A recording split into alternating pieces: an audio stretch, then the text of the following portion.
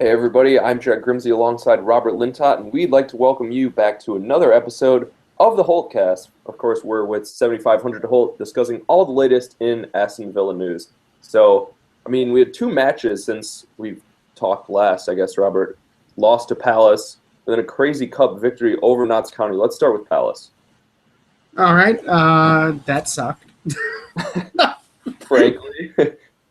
Villa didn't score a goal unless you count Adama, and the scorekeepers don't. Yeah, at the time, it looked like he was going to get it, but then when you saw the replay, it was clear that it was an own goal on Suare. But Traore deserves the credit for making it happen.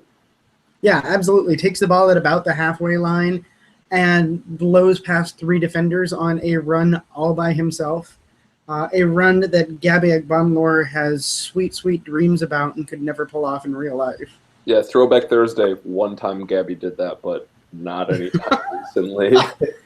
It was actually a run that sort of reminded me of every once in a while Benteke would get into sort of fuck it mode and just decide to do it all himself, and it looked sort of like that. Yeah, but it was never that quick. Yeah, that's true. It was just a blaze. He was gone. Yeah, and absolutely. And everything we had heard from Sam Tighe, from everyone who had scouted this guy, about his dribbling skill being out of this world and his ability to take on players was proven true in those few seconds there. Yeah, and usually when you see someone dribble, they knock the ball on and run after it, and sometimes it gets away from them. That's kind of the disadvantage of trying to speed dribble, I guess. But it looked really under control. Yeah, absolutely. There was no problem there. It's, as a few people pointed out, the only possible downside to that thing is he set his expectations ridiculously high within minutes of coming on, and made us all think that we actually have a Barcelona first-team player. Yeah, he looked much more direct than anyone you really see at Barcelona generally. Yeah, absolutely. It was an absolutely incredible goal, a great run. And so for whatever else happened in that match, that's going to be the highlight for me, is just watching that thing over and over again. Yeah, and it was kind of a dull match first half. Obviously, no goals, not a lot happened, and that goal came about 30 minutes into the second half. It was just 6 minutes after Palace had opened scoring. Scott Dan with a header from a corner, and bad defending, really bad marking on that set piece. Yeah, I'm so torn because, as everyone points out, you give up goals from corners every now and again, but it seems, and I don't have the statistics to back this up, but it seems as if Villa give up way more goals from corners than most. Yeah, and it's not as bad as maybe it was 2-3 years ago, but it's still less than ideal. Yeah, absolutely. And it was a well taken corner, well taken header. I think Clark could have done a little bit better there, but sure, whatever. Give up one of those, it's fine. It was that second goal that was just a Travisha mockery. Oh yeah, it was totally avoidable, and it was even uncharacteristic by Villa standards of giving away a bad goal. Like, Guzan had rolled it out to Amavi, who obviously called for the ball, and it's something we're going to continue to see just because Jordan Amavi has an affinity for dribbling past defenders. You think he beats that man and maybe lays it off, plays a 1-2, gets the ball back, he's at midfield. You can't be mad about the intention. It's just the execution was terrible. Yeah, and the problem was he called for it, and the Palace defender was just barreling down on him. He didn't have time for any fancy footwork. He, almost the second he had the ball, he was dispossessed, it seemed like. Yeah, it was like half a touch, and Guzan's got to recognize that when there's a defender there, you can't do that. Yeah, exactly. So, I think most of the blame for that goes to Amavi, but even if he called for it, Guzan should be able to look and go, no, but thank you. I'm kicking it long like I do every other damn time. Yeah, exactly. Why did he roll it short that time? Yeah, his distribution is increasingly becoming a liability. And I know I said the exact opposite last week, that he looked better against Manchester United. Yeah, that was a fluke. Yeah, but this whole week with Guzan against Crystal Palace just showed his weakness at getting the ball out of the box. He's a great keeper in the box. He's great at actually stopping. He's horrible at starting. Yeah, and the thing is, his reaction after that was poor. His positioning wasn't the best when Bakary Sacco finished right there. He was able to put it by him, and Guzan, I think he was just a little too close to his near post. Yeah, absolutely. It was really really bad. Yeah, well, we'll talk more about the goalkeeper situation when we continue on to the cup match. I guess a couple of last things I want to mention here on the Palace match. The midfield, I think Idrissa Gana, Carlos Sanchez, and Ashley Westwood work really well together. Yeah, absolutely. Idrissa Gana is looking good. It wasn't his best game yet, but Ashley Westwood and Carlos Sanchez, my God, the two of them played wonderfully against Palace. Yeah, they did. And then let's talk about Sanchez because he was playing so well, and it was just a really weird substitution that he came off. Yeah, 2 weeks in a row too, because the week before against United, Sinclair was playing really well and got pulled off, and Sanchez starts playing really well and gets pulled off. With Sinclair, it was like, okay, sure, you took off a creative presence, you stunted the attack a little bit. With Sanchez, you just really opened it up because he was bossing that midfield, and taking him out just left a huge gaping hole there behind Ghana and Westwood. Yeah, especially for a forward-thinking player, Adama Traore, who is obviously not going to do any sort of defending, especially not in the middle of the pitch. And if Sanchez was on a yellow, okay. If you were going to make another sub right after and put on another midfielder like Jordan Veretout, okay. Or even if you're going to throw in Nathan Baker into the middle of the defense and go five at the back, whatever, just try to bunker, okay. And just pinch Idrissa Gana and Ashley Westwood, whatever. But it's not what happened. Sherwood only used one sub, which was lamentable. Yeah, let's play a little soft toss here. I'm going to lob one at you, and you hit it out of the park. If you're going to bring on Adama, who should he have replaced in that moment? I think there's really only one choice, and that's Gabby Agbonlahor. Yeah, so what the hell is happening with Gabby? He looks worse than he ever has right now. Yeah, he did, and it's unfortunate he didn't play in that cup match because it means he's probably going to play against Sunderland this Saturday. Yeah, he's going to get a little time against Sunderland. How in the hell did he get 90 minutes? Yeah, exactly. It's just like after he took off Sanchez, Sherwood decided he was sticking with the other 9 outfielders that he had started with. Yeah, which seemed crazy given the fact that this was a day in which water breaks were had in both halves. This was a day in which obviously fitness was going to be put to the test, and he only used one of his 3 subs, and he left Gabby flipping at Agbonlahor on the pitch. Yeah, and let's look at Palace's substitutions.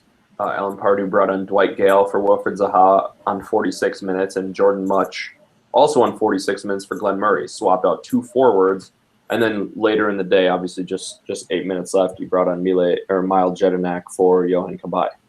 Yeah, absolutely. It was smart substitutions from Pardew. Yeah. The problem with Sherwood was he didn't respond in the slightest. And Exactly. I think you could make the argument that Sherwood lost that match as much as the players did. Exactly, and it's something we've seen previously from Sherwood. I guess if you look back, thinking about that 3-3 against QPR last season.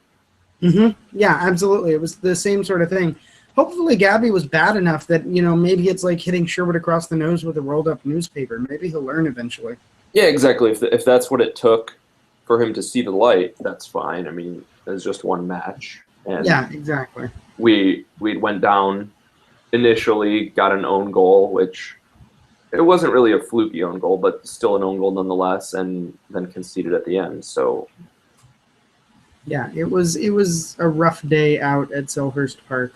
And I guess on Gabby, he had a great chance to open the scoring. Yeah, he did, and totally muffed it. I think he had 2 chances. One was just absolutely amazing, and I have no idea how he missed it. The other one, he wrong-footed it, I think. Oh, yeah, one he completely missed the ball, another he just rolled it to the keeper. Yeah, it was, I honestly do not get why he's still getting playing time. At this point, I would rather see Charles Nzogby on the pitch than Gabby Agbonlahor.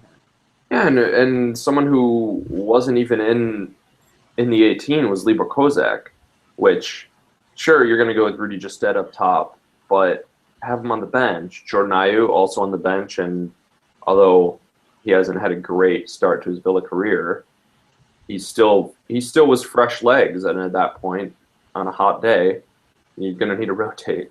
Yeah, absolutely. And I don't know why Kozak isn't getting time. It is inexplicable that Kozak is not getting time at this point because he was, along with Scott Sinclair, our best player in the preseason.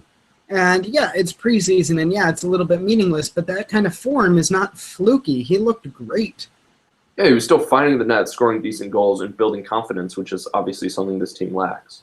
Yeah, absolutely. So it was all around really bad managing from Sherwood on Saturday. So come Tuesday, he turns it around and gives us a starting 11 that you have charitably described as.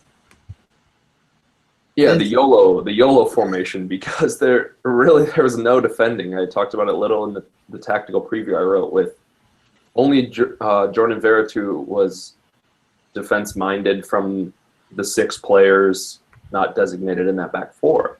And the back four, it had Kieran Richardson, who's played in midfield quite often, and also Carlos Sanchez. Carlos Sanchez, midfielder, and Alan Hutton, hunk of junk. Yeah, Hutton the captain. Captain Hutton. Like, just, what?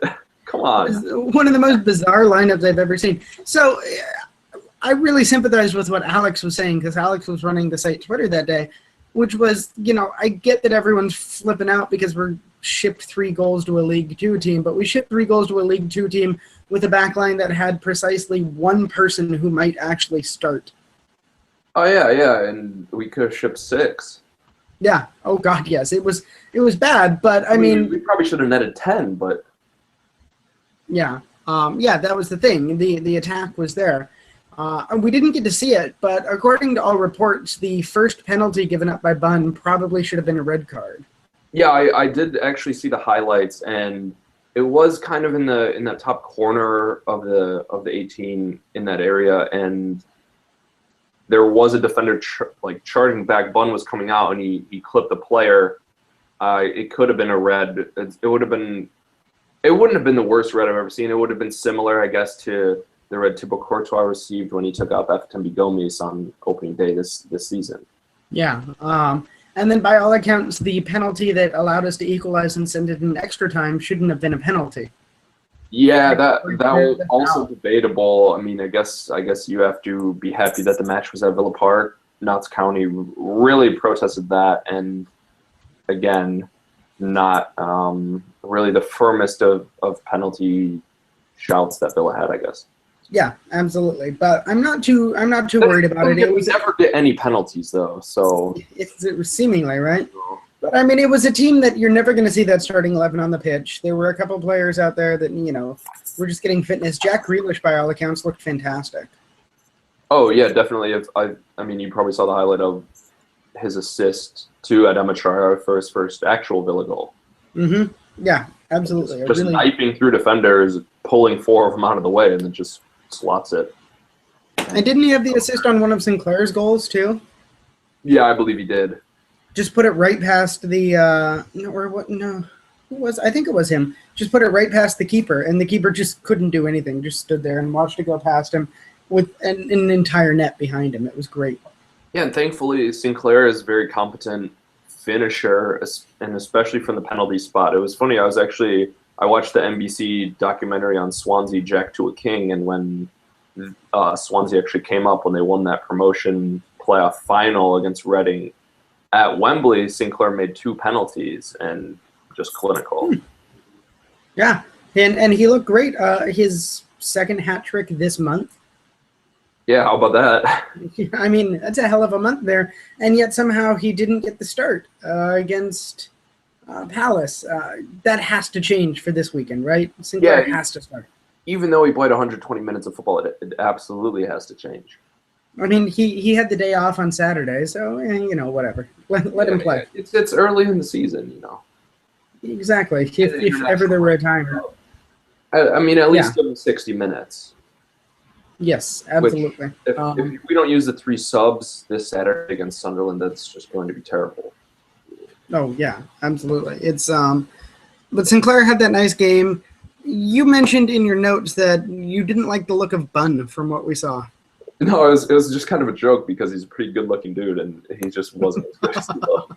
I was letting you set up that joke. I was trying to help you there. Yeah.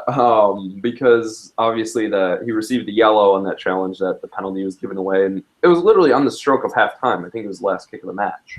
or the last. Yeah, it was hold it for 10 more seconds, guys, and we go into the half with a draw, I believe it was at that point. We would, Yeah, because it was 1-1. Yeah.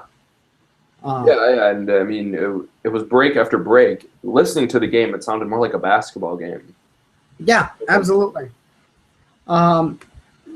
We're going to do Twitter questions a little bit later, but there's actually one of them that I think is appropriate for now. Ellis, from our very own site, Ellis Sanford asks, does Joe Bennett have a future at the club? And I say it's appropriate for now because goal number 5 came from Joe Bennett on a clinical finish. Yeah, and he started off in midfield. It was a great run. Yeah, and just absolutely slotted it in. Yeah, carved up the defense and slotted it from kind of like the left side of the top of the D all the way over to the right post, banked it in off that. Yeah, so does Joe Bennett have a place at the squad? Yeah, I think he does, and we're going to talk transfers a little bit, but I think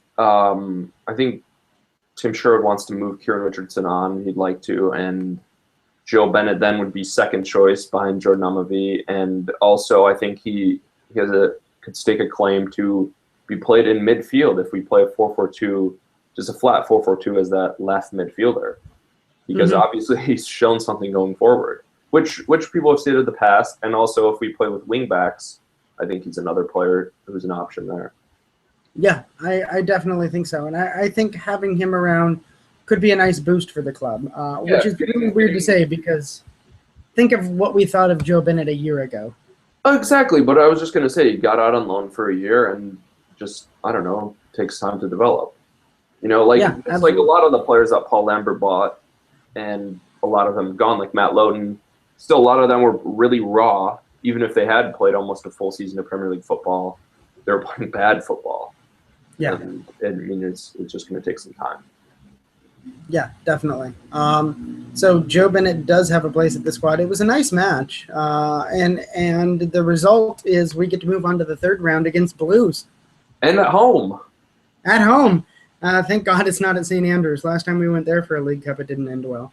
No, it did not. And just looking back at the FA Cup run last year, we had a lot of matches at home, and I mean, it's a slight revenue boost for the club, but I think it's just more of a big advantage to be able to play at home.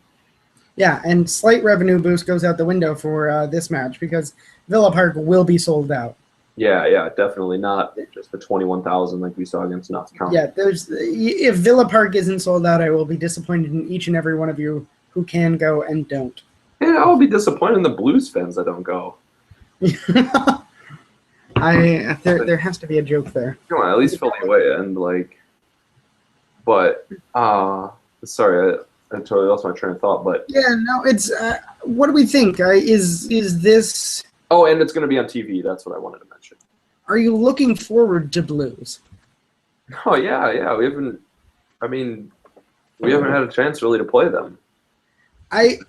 Been shitty. I have mixed, absolute, overwhelming joy. I was so irritated because I had to go somewhere, but I had promised Alex I was going to write up the draw, and the thing, extra time, and then penalties in the final match of the day. So the draw ended up being like 50 minutes later than it was supposed to be, and I was just like shaking with giddiness after we saw that because I'm really excited for it, but I'm also dreading it because the thought of playing Blues for the first time in 4 years and losing horrifies me. Yeah, just also because who knows the next time we're going to see them, just like this, Mm-hmm. Yeah, it's almost the exact same feeling I had about playing West Brom in the quarterfinals of the FA Cup. Yeah, you're excited for it. You want that win, but the idea of them celebrating on Villa Park's pitch is horrifying. I mean, at least I guess this is the League Cup, the Capital One Cup, and also. It's pretty early in the competition too. Yeah. So I mean, it wouldn't be devastating to the season to lose to them, but it would be devastating from a moral standpoint to lose to them. I think it's something that should be winnable. This is a team that should gel by then, and they've got a lot of chances to do so before then. We've got Sunderland, we've got Leicester, we've got West Brom. You've got winnable gelling matches to come. Hey, and we might have an inside man because apparently Birmingham's manager is a Villa fan. He's a Villa fan, yeah, exactly, as it should be. Yeah, no one likes. Although didn't Tim Sherwood grow up an Arsenal fan? Would that explain the FA Cup last year? Yeah, I mean that would explain the win ratio at Spurs. Ah, God. So yeah, Blues. We will definitely cover that more as it gets closer. I mean, there isn't much to say right now other than the fact that holy crap, it's actually going to happen. So yeah, there's that. You want to hit the Twitter questions? Yeah. Let's go to the Twitter questions and start from the bottom. I guess we got one. I'll start with the obvious predictions for Saturday from AVFC Wallpapers at Villa Wallpapers. And as you know, we don't do predictions, or as you might not know, but we So the we one told them that. yeah, we told them that, but it wasn't good enough.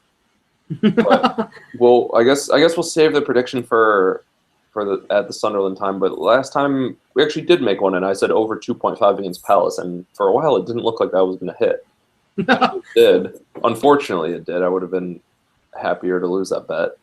Thanks to some shambolic defending, Jack was proved correct.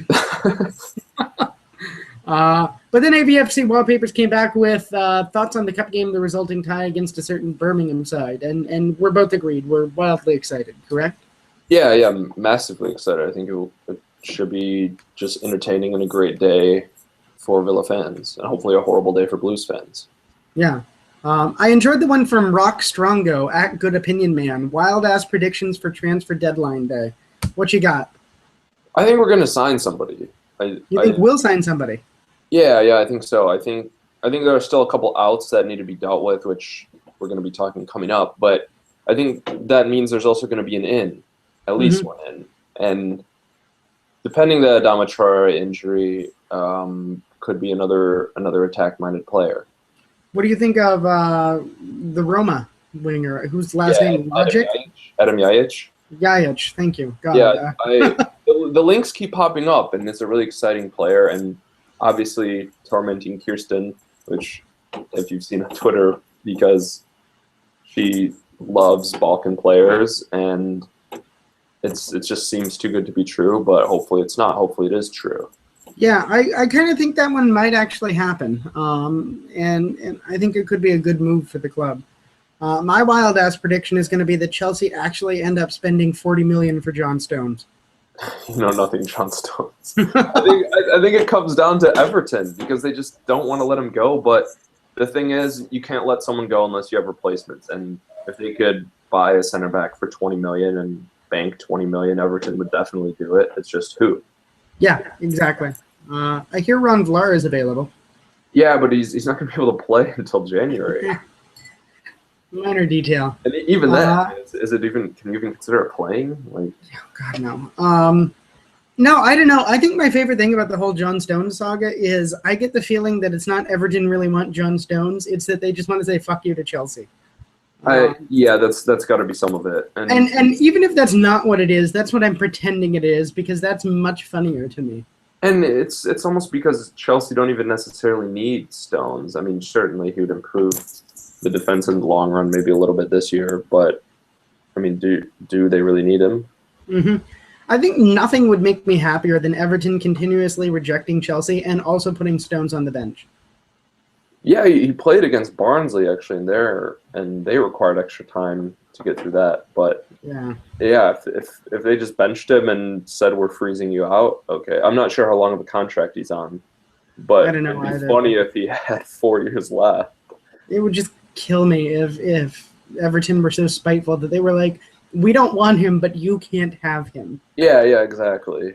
I don't know. For us. I'm a spiteful human being. But my crazy ass prediction is that they end up paying somewhere 30 to 40 million for Stones. Yeah, I thought that they don't really need. 40. Hmm? I thought the offer was 40, and was it? Stones put in the transfer request too, and they were just like, no. How do you say no to 40 million for almost any player? Seriously. Like, did you enjoy the fact that Spurs put in a 30 million bid for Berahino? Oh, really? Because first it was 22, and he put in a transfer request himself also, and I think West Brom said no, but that's just because you got to milk Spurs. But also Spurs they're going to hold out to a certain extent. I think that's going to be the highest they're going to possibly bid for Berahino.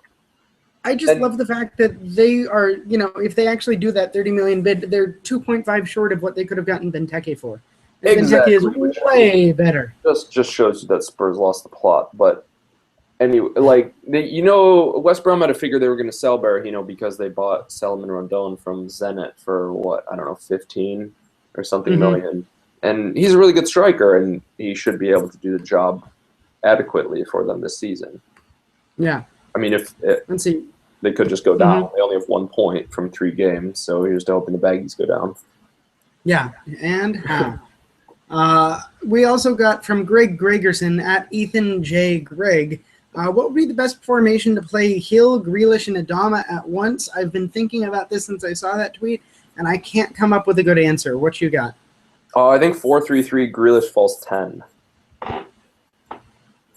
So with Hill and how would you line that up?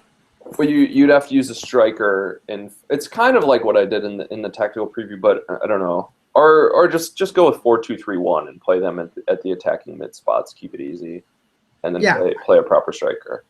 I could see that 4-2-3-1. I thought maybe. Yeah, because then you have Ghana and Westwood there sitting as the 2, and then you put Rudy up front. So pretty much a YOLO lineup at that point again. Yeah, but 2 defensive mids and just using. I mean, I guess you could use Grealish as the left wing because I think you want to play Heel centrally. But yeah, so okay, a 4-2-3-1. That's what I came up with too, and I didn't love it, but I guess you're convincing me. I could see a 4-2-3-1. Yeah, I mean, you could. I think you could eliminate the striker and put Grealish as a false 9, not as a false 10 there, but you could use Heel as the. I guess you'd have to use Heel as a false 9, just make him messy. Yeah, that's true. We got from Chaz Rad at Chaz Suplex Rad. What will it take for Lambert to finally give up on Villa and mind his own business? My answer is death. What you got? I was gonna say a brain. Yeah, or a hobby, something else. God, so the thing that prompted this, in case you haven't seen it, is Lambert has been kvetching about the fact that it makes him laugh that Tim Sherwood has been given so much money when he was given so little, and everyone pointing out that Tim Sherwood's net spend is something like $6 million this year. And Lambert knew that coming in, because that was his job, was to just chop the wages and not to win. Yep. Absolutely. So, Lambert, you're someone on Facebook called him this. It's my new favorite pejorative. Someone called him a cockwomble. I don't know what it means, but I love that one for future use. That's a good one. I don't know what it means, but it's amazing. So, Lambert, shut up, you damn cockwomble. No one knows what it means, but it's provocative. All right, and we have one other Twitter question, and this one might be the most important one, from Travis E. King, writer over at the Short Fuse. Yes. What's your favorite protein to put in your bowl of pho? Pho? No? Pho? No, pho. Oh. Yeah, Anyway. so the best name for a restaurant is the PHO King, so that you can have the pho King. Oh, okay, restaurant. okay. Yeah. Okay. So what's your favorite protein in pho? Something that's not chocolate. Not chocolate. I don't know, banana muscle milk? Banana muscle milk? Do you know what pho is? Yeah, it's a Vietnamese soup. And so you're going to put banana muscle milk in there? Yeah, because chocolate would be the only thing that'd be worse. Oh, my God. I was going to say flank steak, but banana muscle milk. There you go. Flank steak flavored protein? Okay. Sorry. I thought it was a protein powder. Have you ever eaten pho? Yeah, just like a couple weeks ago. So you put meat in your pho? Yeah, usually or chicken. Well, chicken is a meat. Yeah. Okay, I thought you meant like protein powder. Oh, I'm so glad I chose to actually read this. Not chocolate. I was really confused as to why chocolate was a protein in the first place. No, flank steak is my preferred protein for pho. All right, well, not banana then. Not banana. All right. Beef's okay. That actually might make Travis happier than any serious answer you could have given. Yeah, I think so. Job done. the exchange we just had. Boy, howdy! I hope he sees that. Fucking chocolate.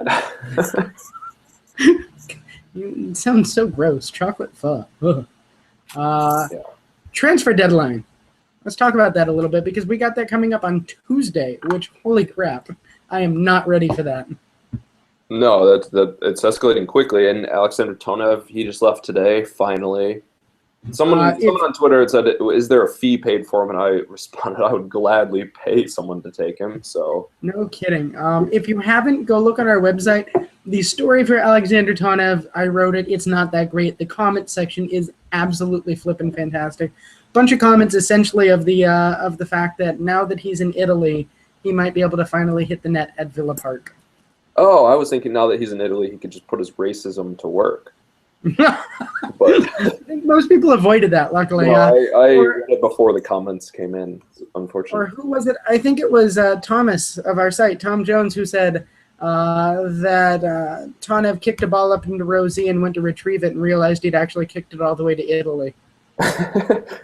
Well, you're signed for a team that just did a double promotion, so have fun next year in Serie B. Yeah, they're the Italian Bournemouth. It's their first ever season in Serie A. Yeah, I'll root for them to I don't know, to draw every match because it's Italy. What about Charles Nzogbia? Do you think he's with us by this time next week?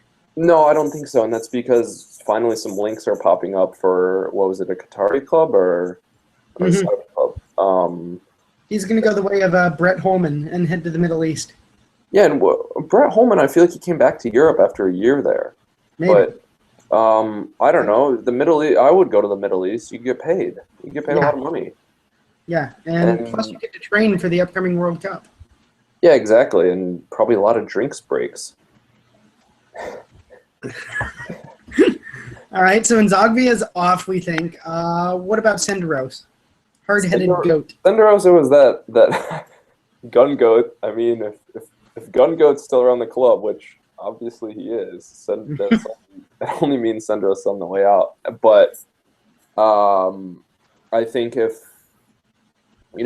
that 2 million link had popped up, that seems like a lot for someone we got for free, but good. Even if we get rid of him for free, cool. Because now with Mike Richards in there and Jose Crespo in there, yeah. Yeah, get rid of him. You said Kieran Richardson earlier. You think Sherwood would get rid of him before Bennett? Yeah, I think he's looking to move Richardson on before Bennett at that point. And Richardson, he's still somewhat useful just because he provides the utility to play in multiple positions. But if you're gonna move someone on, move him on, and I don't know, get a youth teamer in the 18 every week. Yeah, the best thing you can say about Kieran Richardson is that he is incredibly competent. Yeah. I mean, he's going to go out there. He does his job. He's not as mistake prone as I thought he was. He's competent. He is like a 0 wins above replacement player in baseball. You know, he is the average player. Although I think an average. Yeah. Exactly. That's what I mean. Like, he goes out there and his match rating is going to be a 6. Yeah.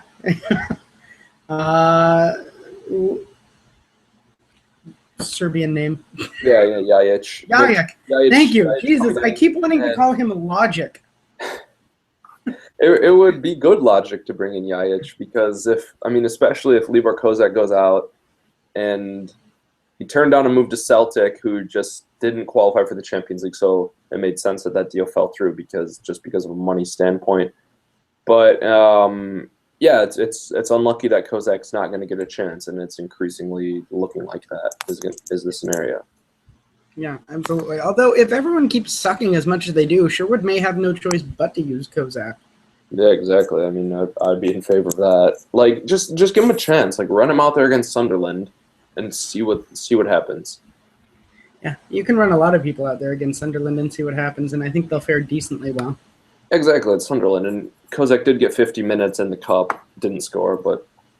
Yeah, but, that's fine. Everyone else was scoring. He didn't have a chance because Scott Sinclair was hogging all the opportunity. Yeah, rightfully so. He was just sticking in the net every time he touched the ball. How about that Sunderland match, though? Yeah. Let's talk about it. I put it in the notes as a must win with a question mark after that because is it a must win? I think it could be. I'll buy it as a must win. Because listen, I think we had a nice little grace period. I think Crystal Palace are better than they ever have been. Losing by 1 goal at Selhurst Park, I don't think it's a shame this year. Losing by 1 to Manchester United is totally okay.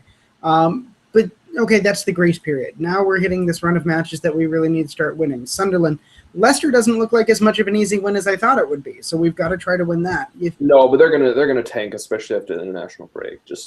I mean, they're Yeah. gonna momentum. You've got to pick up some points where you can because we've got a nice little string of decently easy things here, and that of course means that there are tougher times to come. Get the points while you can, and enjoy them. So it's not strictly speaking a must win. This is not going to determine the fate of the season, but it feels like a must win. It feels like we need to get that momentum back. Definitely, yeah. That's exactly as my reasoning is why I think it's a must win as well. Just because, um, yeah, like you're saying, you're not always going to have a stretch of matches that's Leicester City, West Brom, and Sunderland. Obviously, Sunderland coming first, but yeah, and it's at Villa Park. You got to make Villa Park a fortress. Yeah, absolutely. I think it'll probably be a sellout again. I think this is Sherwood's chance coming up here. If he can go, he's got like a month that if he can just win out for the next month, he will be a hero forever. Yeah, because by that, I mean, we'll be sitting pretty if you can. I mean, if you could just somehow get to 30 points by Christmas, like you're basically in the clear. You can tinker your squad a little bit in January and go from there. Yeah, absolutely. Today you put up on the site your tactical preview of the match. What do you think Sherwood should really be doing against Sunderland? I mean, playing Sinclair, I guess, for one. It's not like Sunderland's. They're obviously not a particularly overwhelming side, but Jermaine Defoe hit a hat trick. It was against Exeter City for them in the cup, but they still have some dangerous players. And I mean, we're probably going to concede a goal, which means you got to score two. And unfortunately, I wrote that Gabby Agbonlahor is going to play, even though I don't want to see him, but I think he's going to play. And hopefully, So it you proves think me this? wrong. Do you think this could be Gabby's last chance if he actually does start? No, just because someone's going to get injured. But But I mean, his last chance if all things are working to the better. yeah, hopefully. Like even if you're Tim Sherwood, you pretty much have to say, dude, if you can't do anything against Sunderland, sorry, get the hell out of here. Yeah, and I mean, technically, there still would be time to sell him, but I mean, we know that's not going to happen. But God, no. Unfortunately. I saw someone comment on our Facebook page because James posted our fantasy post for the week from Never Manage Alone. James put that up there and said, should you pick Gabby? And someone wrote, I wouldn't even pick Gabby for the Blues. I don't hate them that much. Which was the best Gabby comment I have seen in ages. oh my god, oh my god. Just, it killed me. Loved it. But yeah, I think if all things working to the better, if he does get the start, this is pretty much like do something or else you're done. Yeah. Do or die for him just as much as a must perform as it is a must win for Villa. Yeah, absolutely. That said, I would have thought the exact same thing after Bournemouth, after Man United, after Crystal Palace, and he keeps getting played. So maybe Sherwood isn't thinking the same way we are. Chance after chance, and as they just continue to go by, and he continues to receive them. Yeah. You focused a little bit on the defense in your tactical review. Do you think there's any shot at a clean sheet here? Oh, definitely, and just because it's that first choice back four of Leandro Bacuna, Micah Richards, Kieran Clark, and Jordan Amavi, they're starting to build some continuity, and I mean, it's just another match. They're going to all be back together. They all rested, and so did Brad Guzan. A little bit of time to think about what they did wrong, and that's always going to help. I've sort of gotten to the point with Richards where I'm expecting one heinously stupid mistake per match. Do you think he's good enough to make up for that? I think so, as long as the mistake doesn't lead to a goal. Mm-hmm. Yeah, I would totally agree. I think he has been overwhelmingly good, and I do think each match he's had at least one really stupid mistake, and nevertheless, I still rate him as one of the best players on the squad right now.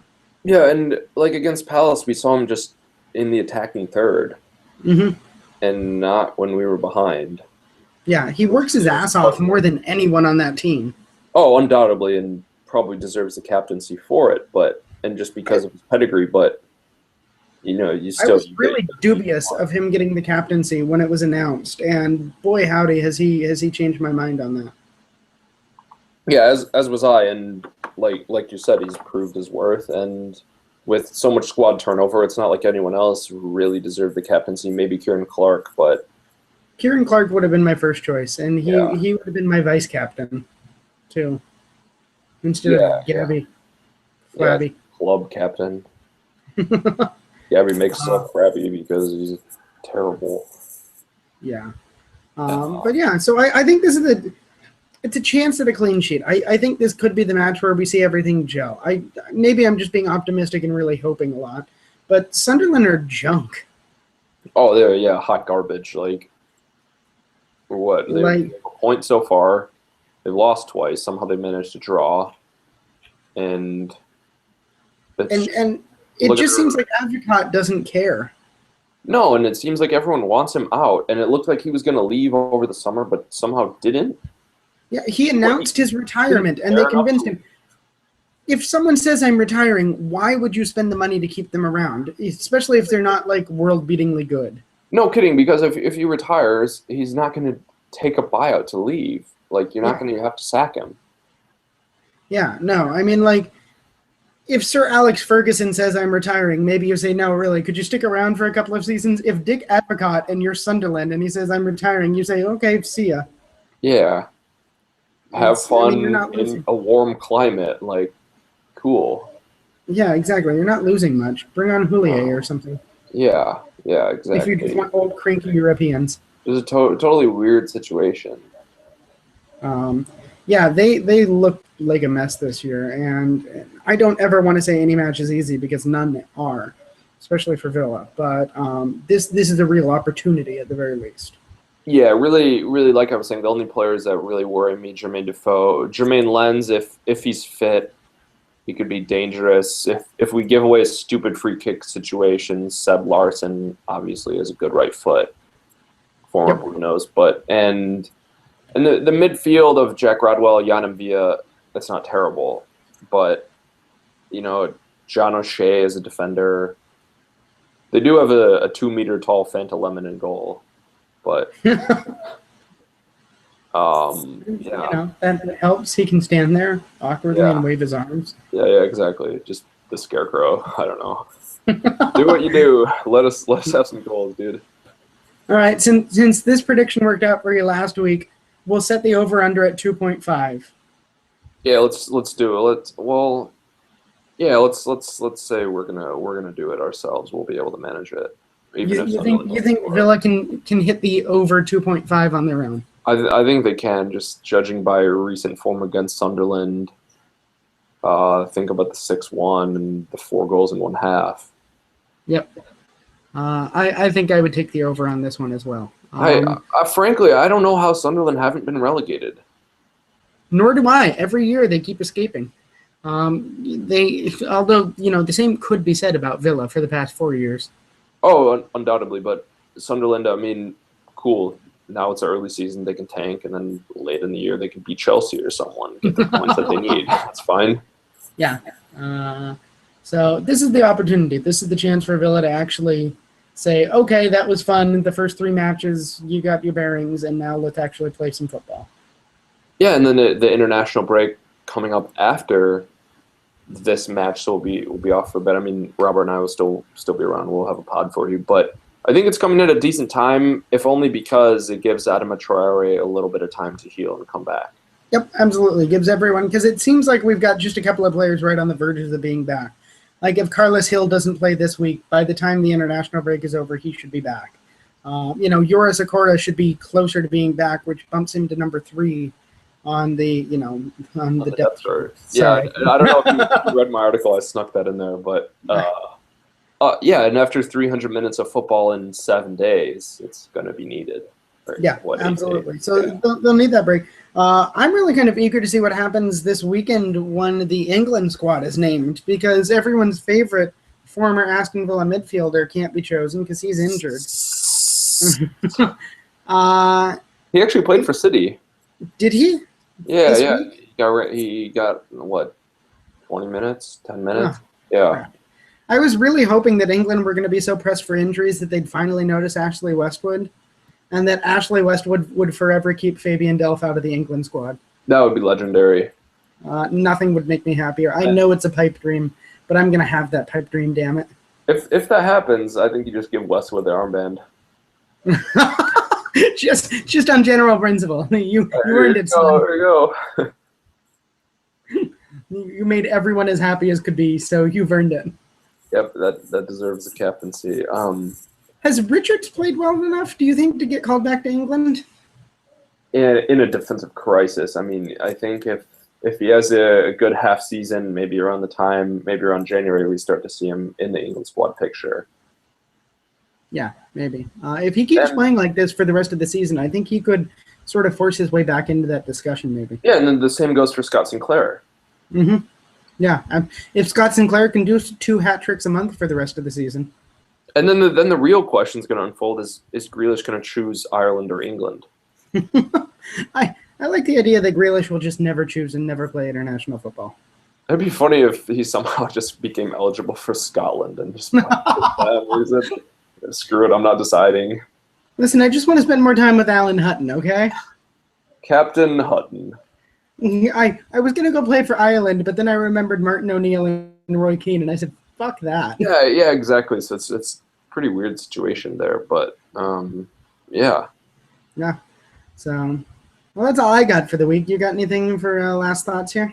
No, I don't think so. I think we wrapped it up with the Sunderland match and the international break. I mean, we said it's a must-win, and I guess we've predicted that. But yeah, anyways, we'll have all the coverage for you. That's going to be at, of course, 3 GMT, 10 Eastern, and 7 Pacific. We're still on iTunes, Blog Talk Radio, Stitcher, YouTube, of course, where a lot of our views are coming.